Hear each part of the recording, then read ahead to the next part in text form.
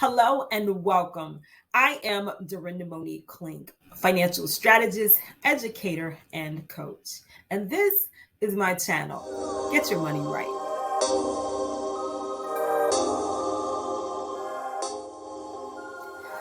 I've been debating for quite some time whether or not I should have this conversation. Now, I know that for some people, it's going to be very controversial. And for some others, they'll agree, but they've been afraid to talk about it. Well, today I want to talk about it because what better platform than here, where we talk about money, mindset, and mayhem. Let's go.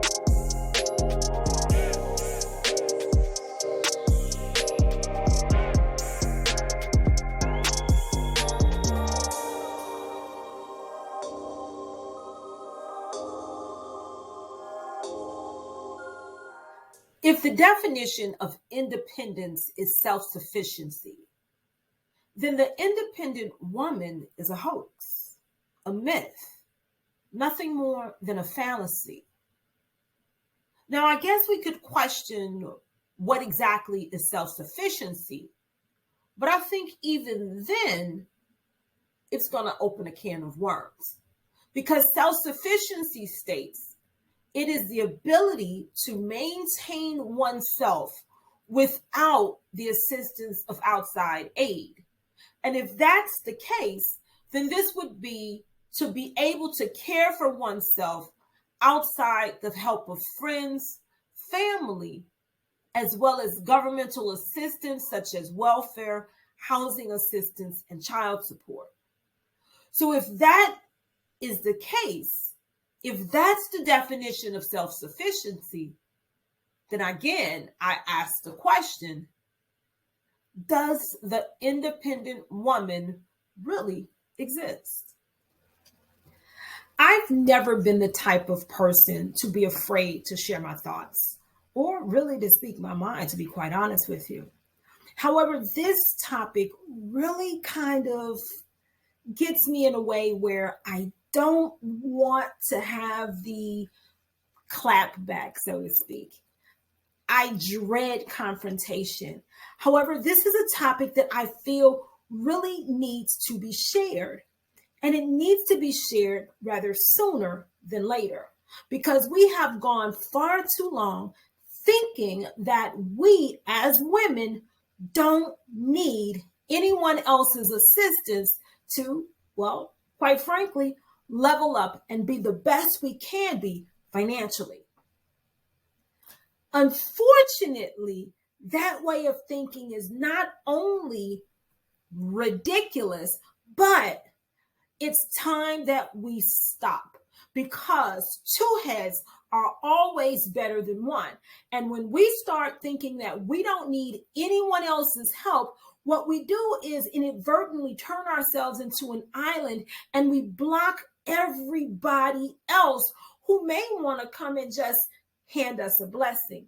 Not because we necessarily need it, but just because they want it. Every time we tell the world that we're independent women, the world shouts back, well, do it, girl. And that's not exactly the way we should want to survive because we always need somebody at some point in our lives. So when we block ourselves from receiving blessings from other people, we really block ourselves from getting the help, not only the help that we need, but the help we deserve. Many women tend to think that by asking for assistance, it shows a sign of weakness. When in actuality, by asking for help shows strength. You see, it takes courage and the ability to come down off of our high horse and humble ourselves to say, hey, I don't know all the answers. I can't do this by myself. It's hard. I need help. Would you please? It takes courage to do that. And strong women who learn early in life that I need help and it's okay to not be strong today. Those are the women who become successful, not just in everyday life, but also in their careers and their businesses, their marriages, and everywhere else. Strong people know when they're weak, and they're not afraid to share that with the world because they know that no man is an island and Rome was not built in a day by just one person. They know that it takes teamwork to make the dream work. And that's why we as women have to stop yelling to the top of our lungs, telling people that we're independent. In 1848, the first women's right convention was held.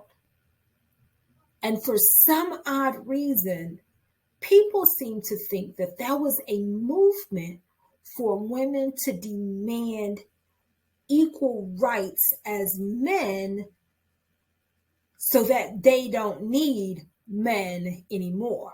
That couldn't be further from the truth. In fact, the suffrage movement was about having the right to vote, the right to have their voices heard, just like men. And why were they fighting so hard to have their voices heard? Well, believe it or not, they were fighting against slavery. They wanted to vote against slavery. And that's what the women's suffrage movement was all about. Somehow, along history's lines, the lines were blurred into thinking that women no longer needed men. And that's really unfortunate because when women scream out loud, I don't need a man, I'm independent, I've got my own house, my own car, my own this, my own that, I have an education, and blah, blah, blah. What it says is someone somewhere in time hurt me. And they hurt me to a point where the pain is so deep that I no longer want to be around or bothered with a man. And sis, let me tell you, that is not a great way to be. No one wants to live a life where they're being the mother and the father. No one wants to live a life where they have to be both the man and the woman, make all of the decisions, do the disciplinarian tasks, and cook, clean, be the butcher, the baker, and the candlestick maker. No one wants to do all of those things. But yet, when you say that you're an independent woman and that you don't need anyone, you're pushing away people who may potentially want to, well, date you and maybe somewhere down the line ask you for your hand in marriage.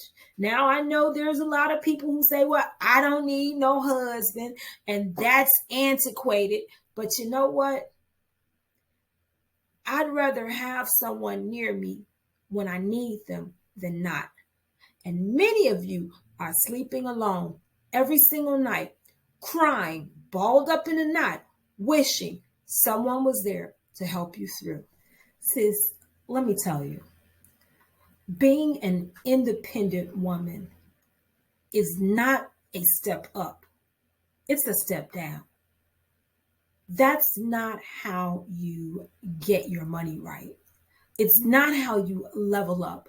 It's not how you live your best life. Now, I'm not saying that being single is a bad thing, but what I am saying is that when we look at partnership and marriage and long-term committed relationships differently, we'll see more benefit than not, right? When you have a significant other, you tend to live a better, happier, healthier lifestyle. Why? Well, because your stress levels are decreased and your household income increases. And I've spoken before about the importance of lowering your stress levels, right? When you're trying to figure out your financial situations. As long as you are in a financial bind, our stress levels elevate to a point where it now blocks us from even contemplating any solutions. But when you're in a committed relationship, you bring in an extra level of security that now reduces your stress while increasing your income. And as long as your income is increased, you're feeling protected, and that security blanket is there to make certain that you are safe. For more information about that, you can see my previous video.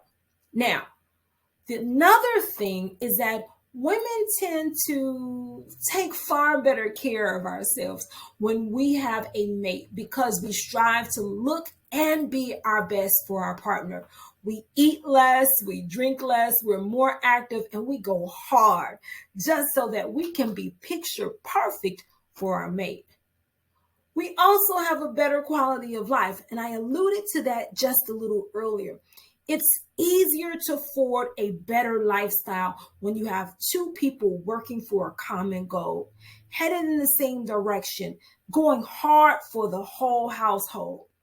When it's just us, it tends to become a little harder to escape the rat race and really buckle down and get those dreams in place and manifest the lifestyle that we really want.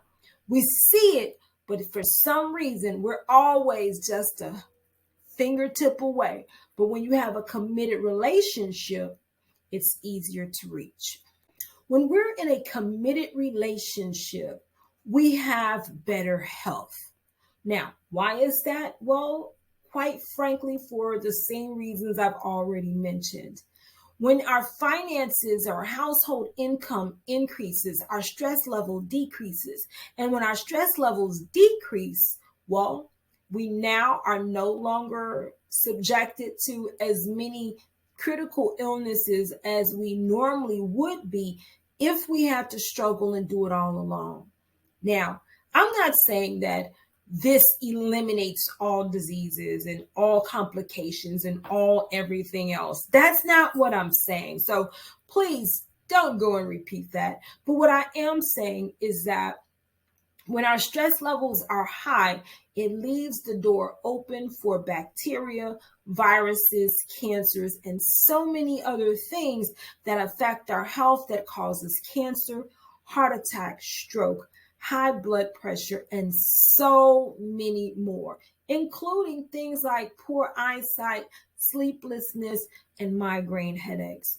We want to make sure that we can take care of all of this, and we try our hardest as single women.